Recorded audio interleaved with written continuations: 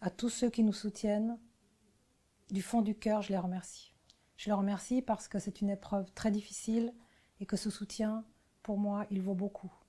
Je remercie aussi les gens qui ont pris la parole, que ce soit dans l'ombre ou que ce soit d'une façon publique, pour que cette affaire soit traitée d'une façon impartiale et juste. J'aimerais ici rappeler très clairement qu'il faut, dans ces moments où il y a beaucoup d'émotions,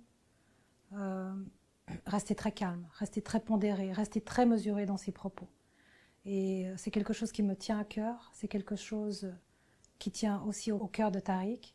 Et je sais que ce sont des valeurs qu'il a toujours prônées et qui sont essentielles pour lui. Ma famille et moi, nous condamnons fermement toute insulte, tout propos haineux, toute menace qui sont adressées aux présumées victimes. Cette attitude va à l'encontre de tout ce que nous recherchons dans cette affaire, à savoir plus de sérénité, plus d'apaisement pour le bon déroulement de la procédure judiciaire. J'attends maintenant depuis presque 3 semaines.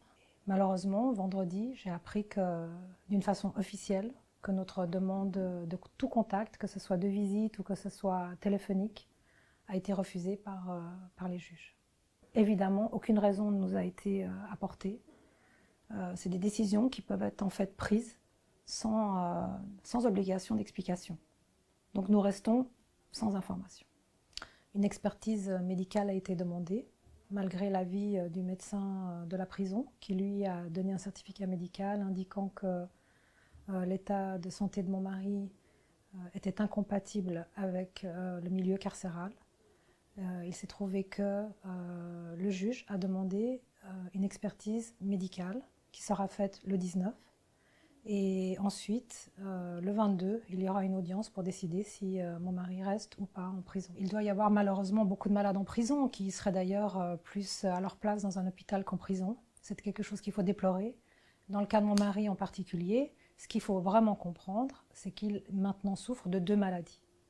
Donc cette complexité en fait médicale m'inquiète énormément parce que justement je ne vois pas comment elle peut être prise en compte, et c'est d'ailleurs ce que nous a certifié le médecin de la prison. Je ne vois pas comment elle pourrait être prise complètement en compte en prison. Donc le médecin de la prison, comme je vous l'ai dit, indique très clairement que la prison n'est pas du tout adaptée pour sa condition médicale. Et il dit très précisément: ce patient présente 2 pathologies graves pour lesquelles il bénéficie d'un traitement quotidien.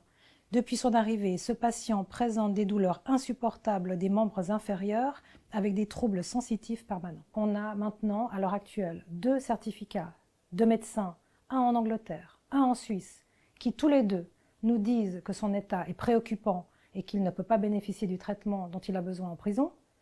Et d'un autre côté, on a le médecin de la prison qui lui aussi a fait un certificat qui va dans ce sens. Donc si maintenant on a un 4e expert qui va à l'encontre de ces décisions, j'ai tout lieu de me poser des questions. Et moi je vous rappelle une chose, c'est que Tariq a le droit à la présomption d'innocence. Donc déjà, même si mon mari n'était pas malade, il ne devrait pas rester en prison. Tariq a toujours défendu des idées de droit, des idées de justice. Il a toujours incité les citoyens à respecter l'état de droit, à respecter les lois du pays. Mais aujourd'hui, j'ai tout lieu de me questionner sur ce positionnement. Je veux dire, moi-même, je l'ai suivi, je l'ai toujours suivi dans ce raisonnement. Mais aujourd'hui, je me pose de vraies questions. Est-il traité équitablement? Est-il traité dignement? Quand on voit d'autres dossiers qui sont traités différemment, il a tout lieu de se poser des questions et se demander si derrière tout ça, il n'y a pas une vraie volonté politique à vouloir garder mon mari en prison, à l'isoler, parce que le droit de visite n'a pas lieu. Donc qu'est-ce qu'il cherche à faire? À l'isoler d'une certaine façon et à le garder à l'abri pour que sa parole de justice ne soit plus entendue.